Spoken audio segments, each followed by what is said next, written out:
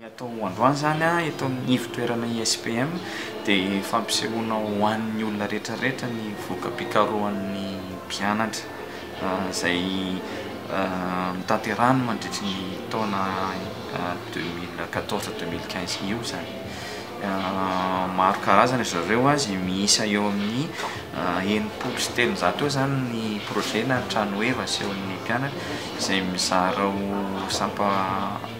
sampam-pampianarana na filière eo amin'ny 12 eo. Ny ao anatiny ao zany dia eo amin'ny taona voalohany ka hatramin'ny taona fahadimy mandray anjara ao daholo izy rehetrarehetra. Amin'ireo zany efa misy manana diplôme licence, fa amin'ireo mbola vao manomboka mihitsy ny taona première année dia efa misy moa zany atrik'asa sy projet efa sahaza avy araky ny niveau d'étude zany mpianatra rehetra.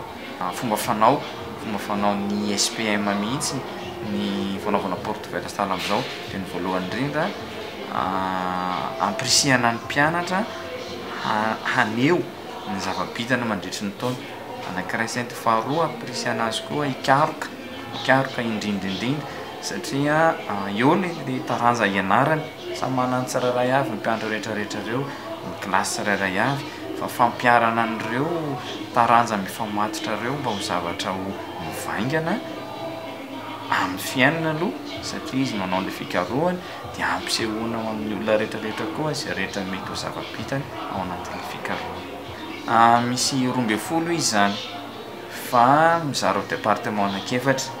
Dia ny département voalohany informatika, misy informatika anankiefatra ao dia amin'ny tertiaire misy filière anankiefatra ihany koa. Ny informatique tonga angambany hoe informatique de gestion, dia électronique système informatique, dia informatique statistique ary informatique multimédia. Dia amin'ny département tertiaire misy ny commerce, administration des affaires, finance et comptabilité, droit et juridique des affaires, des tourisme et environnement ary économie management de projet. Dia ny département fahatelo dia ny département biotechnologie agronomie izay misy filière anankitelo ihany koa, agro-industrie, dia agriculture élevage, dia pharmacologie industrie pharmaceutique. Dia ny département fahaefatra dia ny industriel izay misy filière anankitelo, génie civil architecture, dia électromécanique informatique industrielle, dia ny fahatelo farany industrie chimique, mine et pétrole.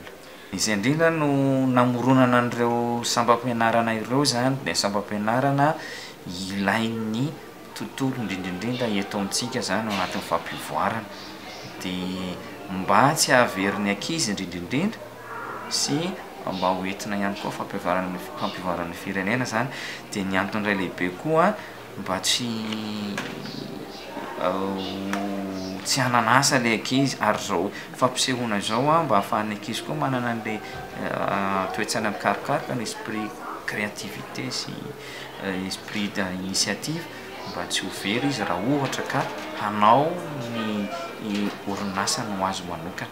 Dia misy koa moa zany miasa any amin'ny orinasa.